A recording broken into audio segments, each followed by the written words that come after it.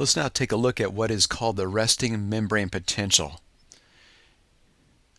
The resting membrane potential refers to the difference in the amount of electrical charge inside of the cell near the plasma membrane versus the amount of electrical charge outside of the cell near the plasma membrane when a cell is at rest, that is, when it's not conducting a nerve impulse or what is called an action potential. In other words, when an excitable cell, such as a neuron or a muscle cell, is just sitting there, not sending a message, then the cell is at a state of rest. And the amount of charge due to ions just outside of the cell compared to inside of the cell is referred to the resting membrane potential. A very important fact that we need to understand in order to continue our understanding of neuron physiology is the fact that there are negative ions along the inside of the cell membrane and positive ions along the outside of the cell membrane. When we have this separation with the inside being negative and the outside being positive, then we say that the potential energy difference when it's at rest is negative 70 millivolts. Now don't try to figure out what we mean by the word millivolts. That gets a little bit confusing. Just simply remember this one simple fact.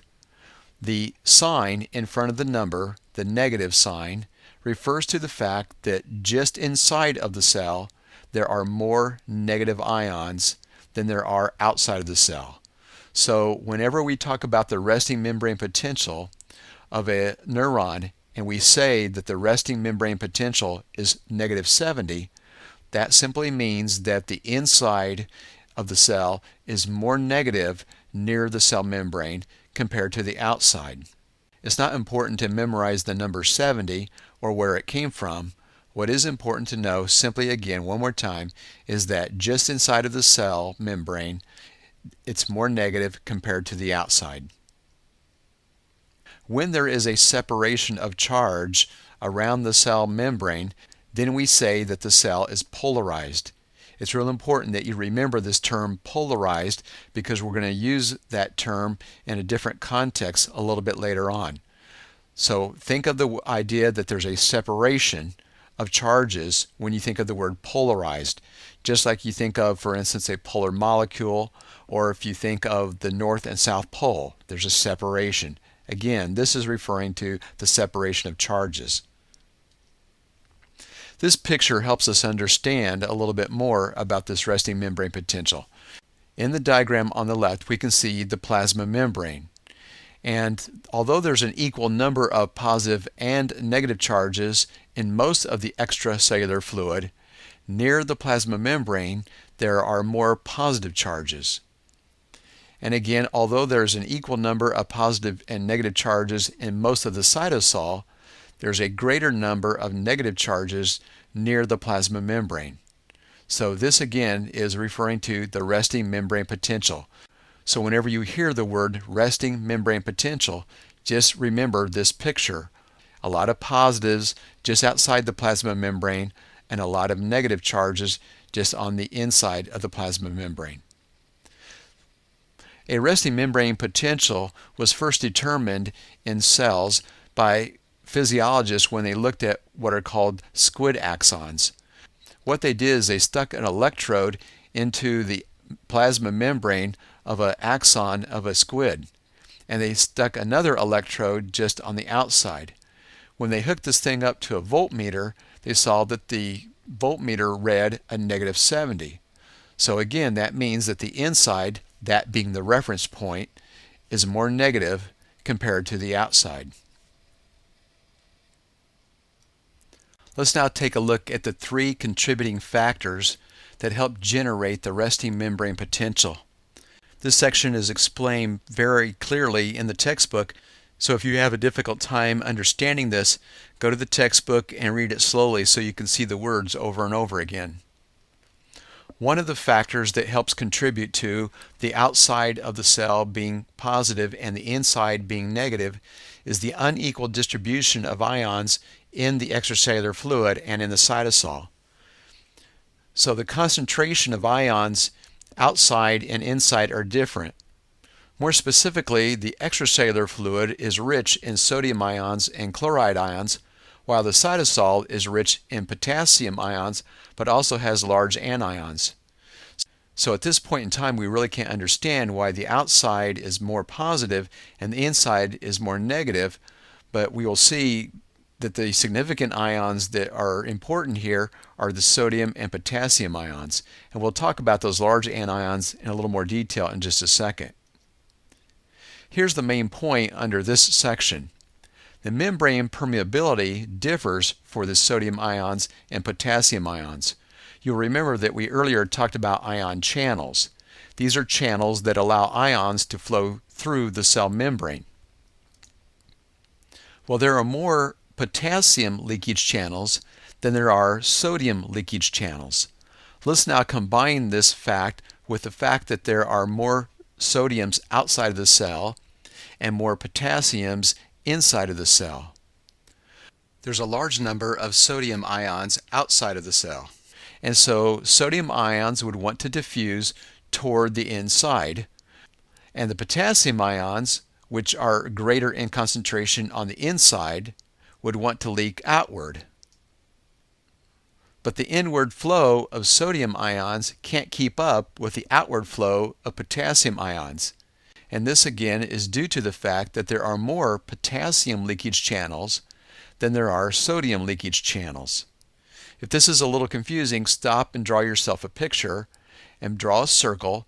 Draw a lot of sodium ions outside of the cell and draw a lot of potassium ions inside of the cell.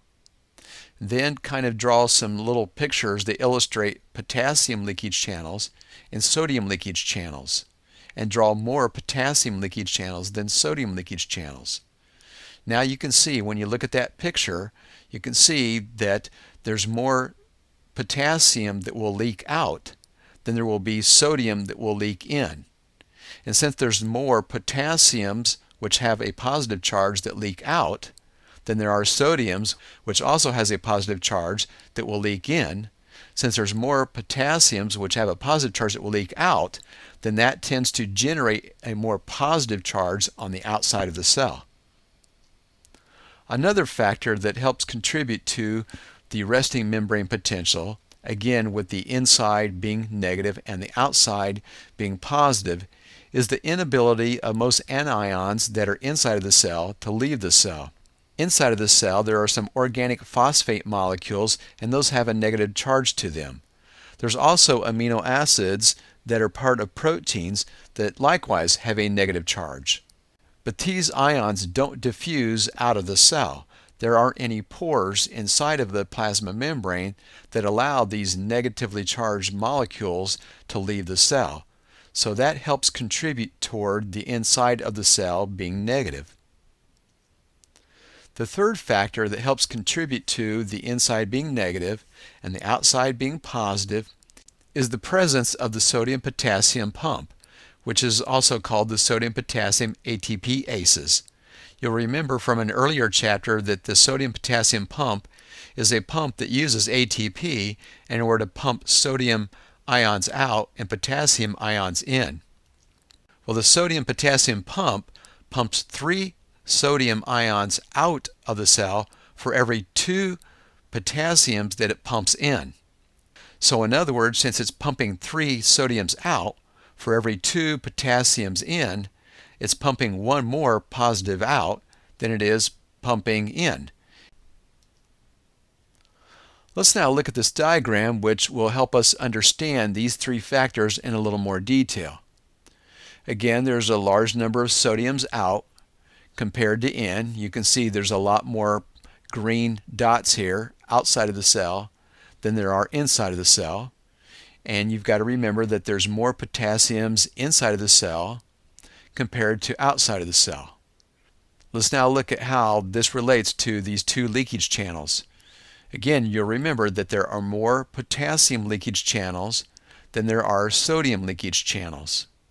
And therefore there's more potassium that diffuses out than there is sodium that diffuses in. So that helps generate more of a positive charge on the outside compared to a positive charge on the inside. The second factor that we looked at earlier was the fact that there are some protein molecules and there are also some phosphate ions that have a negative charge to them, and these are not able to diffuse out of the cell. So that helps generate a negative charge on the inside of the cell. The third factor that we looked at that helps generate this resting membrane potential is the sodium-potassium pump. And as this diagram illustrates, it pumps 3 sodiums out for every 2 potassiums that it pumps in. And of course 3 is one more than 2, and therefore there's more positive charge that's pumped out than there is that's pumped in. So these 3 factors again help generate the resting membrane potential, with a positive charge on the outside of the cell and a negative charge on the inside of the cell. Now this may seem like a lot of detail, but it's very important that you remember all of these factors, because later on we're going to talk about what is called an action potential, or an electrical impulse, or nerve impulse. When we talk about a neuron sending messages, we're talking about an action potential. And in order to understand how an action potential works, we first have to understand how a resting membrane potential is generated.